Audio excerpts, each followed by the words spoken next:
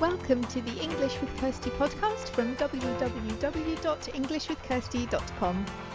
Here I'll be sharing with you tips, information and other learning resources so that you can improve your business English.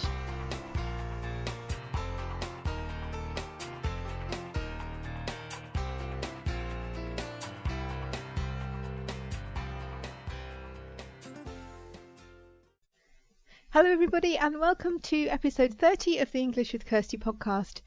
And this week I'm going to be doing three things. The main part of the episode is going to be about common mistakes, some things that I see time and time again, and so I want to talk about them so that hopefully you, my listeners, will be able to avoid making these mistakes if it's something you've done in the past. And then I'm going to quickly talk about a new product that I launched this week, some new training, and also how you can win this training because I'm giving away 2 free sessions as part of a prize draw. So I'm going to let you know how you can enter to win that if it's something that would interest you.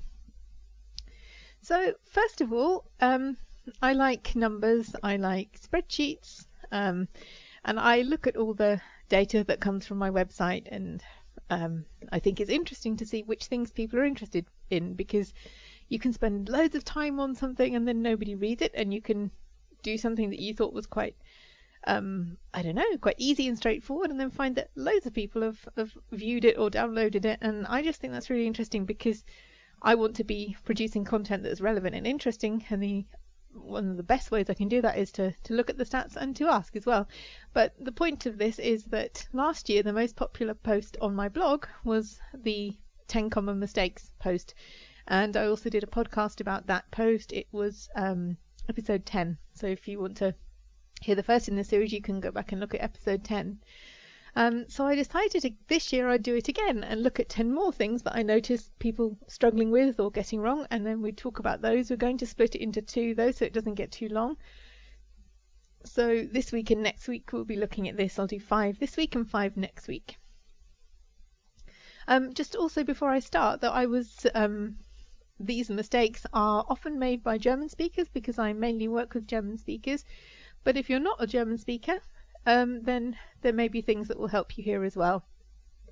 I was looking at my other stats for the podcast and seeing where people are, which countries people are in when they're downloading my podcast. And I thought that was really interesting because I wasn't surprised to see that Germany and the UK were in the top 5. The top 5 being the 5 where most people have downloaded them from. But also I have listeners in Japan and listeners in France and Italy. So if that's you, then I'm glad that you're listening to my podcast. And it'd be good to hear from you in whichever country you're from. If you're not in one of the countries I mentioned, it's really good to hear from you. So I know I say it every week, but when I say, drop me a message or tweet me, it is really good to know who's listening. So on Twitter, I'm English with K, the letter K for Kirsty. And you can also email me, kirsty@englishwithkirsty.com. Okay, so now I'm going to look at 5 of these most common mistakes. One of the things that people seem to have a problem with is the tenses when you're talking about how long something has been going on for. So a sentence like, I am waiting for you since 2 o'clock. Now this is wrong because the action when you started to wait was in the past. 2 o'clock is in the past, and therefore in English this has to be a past tense sentence. So I have been waiting for you since 2 o'clock. You can't use the present tense here, even though it's the present tense now and you're still waiting. You have to use I have been because you started to wait in the past and you're still waiting now. We know that you're still doing it because of this I have been waiting. If we're talking about something in the past that's finished, you wouldn't use since there. Like if something like I waited for 20 minutes and then I went home. So it's I waited. If it's in the past and you're not waiting anymore, I waited and then I went home. If you're still doing it, I have been waiting. So remember that there are some options, but you definitely can't use the present tense in this kind of sentence because you started doing the thing in the past. It has been raining since this morning. It started raining this morning, now it's the middle of the afternoon and it's still raining. So this thing started in the past and therefore it has to be a past tense sentence. So never I am waiting, I am listening since. It's always going to be like I have been listening to this podcast since it started, something like that. So if you've got since, you need to use it with a past tense sentence, and you also don't use since if you're talking about a period of time, and that's our number 2. So somebody could say, I have been working here, so that's right. There's no present tense there. But you can't say, I have been working here since 3 years, because 3 years is a period of time. And when you use since, you need to say when this thing started. So you could say something like, I've been working here since 2013. That would be fine, because that was 3 years ago. You're still saying it's 3 years, but you're giving the start date for when this thing started. So I've been working here since 2013, since, I don't know, since last year, whenever you have to give the time when it started. For 3 years would be fine. So you could say I've been working here for 3 years, because when you use for, you're giving this period of time in years or days or months or hours or seconds. It doesn't matter, but you're not talking about when the thing started, but actually how long it took. And you can use for in sentences like I have been waiting for half an hour. That's fine, because you are giving the period of time that you've been waiting and not the time when you started to wait. So just remember that for these two you can kind of take them together, but if you're giving a period of time, it's for. If you're saying when the thing started, it's since, and you don't have any of these sentences in the present tense. Any of these since or for, if you're talking about an action that started in the past and is still going on now. Number 3, I sometimes see it were, and it were doesn't exist. So if you want to say something was in the past, then it's it was raining this morning, something like that. It was a beautiful day yesterday. But if you're actually talking about plural, if you're using were because you're talking about something that was plural, then it has to be there were. So there were lots of people outside, not it were, but there were. And if it was singular, then it would be there was. So you can't use it were in any of these. It has to be it was, or there were, or there was. Okay, that's a more straightforward one. Number 4, I look forward to see you on Thursday. And this isn't right, because when you use look forward to, then the next word needs to have ing. So you can say, I look forward to seeing you on Thursday, or I am looking forward to seeing you on Thursday. Both of those are okay, but whatever you're looking forward to, you can't just say see you or meet you. You have to add the ing to the verb. And so I'm looking forward to seeing you on Thursday. I'm looking forward to having lunch with you, whatever you're looking forward to, but it's got to have this ing at the end. Otherwise it's wrong if you say something like I look forward to see you. That's not right. And number 5 is the difference between teach and learn.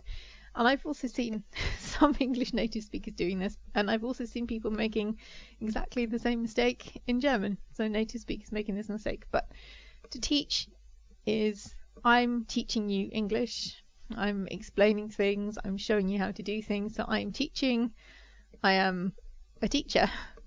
If you're learning, you are getting the new information, and you will hopefully at the end understand how to do something new. So you're learning, you're a learner. And obviously teachers learn as well. We never stop learning. But the point is, you can't say I will learn you, because you can't learn someone else. You have to learn, or they have to learn, but you can't learn somebody. You can teach somebody, and they can learn, but you can't learn somebody how to do something. You have to teach them, or they have to learn how to do it. So it's a bit like lend and borrow as well. If you lend somebody something, you give it to them and you want it back at some point, so they can have it for a short time. If you borrow something, you take it from another person and give it back when you're finished. So I can lend my friend a book. It's my book. I let my friend read it, and when she's finished with it, she gives it back. I get my book back. So I lent it to her. She borrowed it from me. She read it and then she gave it back to me because it wasn't hers, it was mine. But you can't say, can you borrow me your book? Because you are the one who's doing the borrowing. If I'm going to do something for you, I'll lend it, but I can't borrow you something and I can't lend you something. So just remembering that those two sets of words have different meanings, in fact opposite meanings, so you need to choose the right one. And if you're going to be learning, somebody will teach you. If you're borrowing something, somebody will lend it to you. Okay, and now just to the last part of this podcast, I just wanted to let everybody know, in case anyone's interested, that I have a new training option.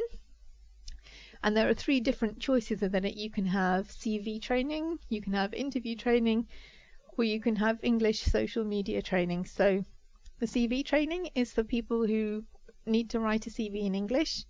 It's not a translation service, so I'm not translating CVs, but I will read the CV, give feedback on it, help you to develop it, to make it better, to make sure that your use of language is correct, or if there's a different way that we could write something to make it stand out more or sound better, to make the language flow.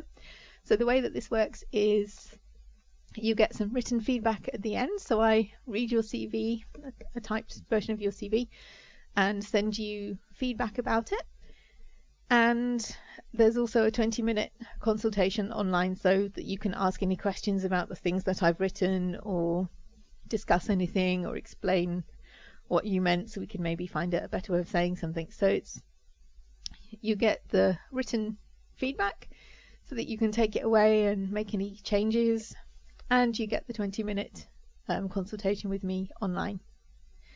So that's the CV training. The interview training is an hour-long online session with me, and it's either if you want to go for a specific job, if you know that you have an interview coming up about a specific role, or it can be that you know that you are going to be applying for jobs and you want more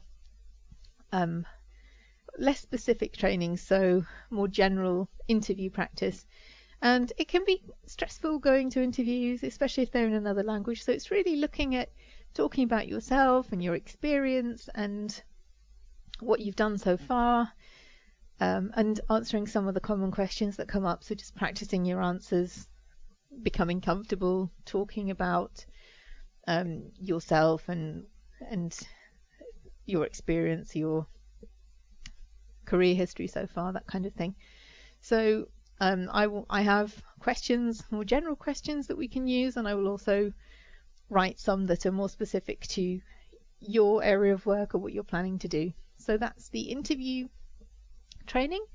And the third thing is, I know that some people like to have social media profiles in English as well. So if English isn't your native language, but you want to attract new customers from the English speaking world, I've seen some people having social media profiles on LinkedIn or Xing, and this is an opportunity for anyone who has one of these profiles to work with someone who's a native speaker and to look at the language and to see if there are any mistakes, but also to see how you can improve what's already there, build on what's already there, and to make sure it makes sense and gets across the message that you want to get across.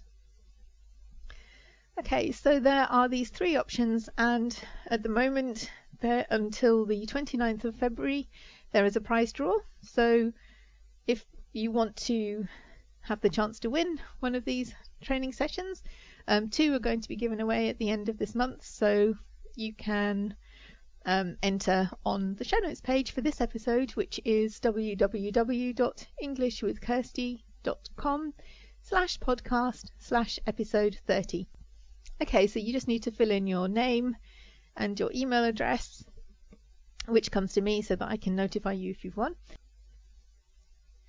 and which training you'd be interested in, because there's no point winning training that you don't want. So there are radio buttons. You can choose between the 3 training sessions, which one's most relevant for you. So I look forward to receiving lots of entries and also to hearing from you, because I always enjoy hearing from my listeners. And I hope you have a good week, and I will be back again next week with the second part of this series on the common mistakes.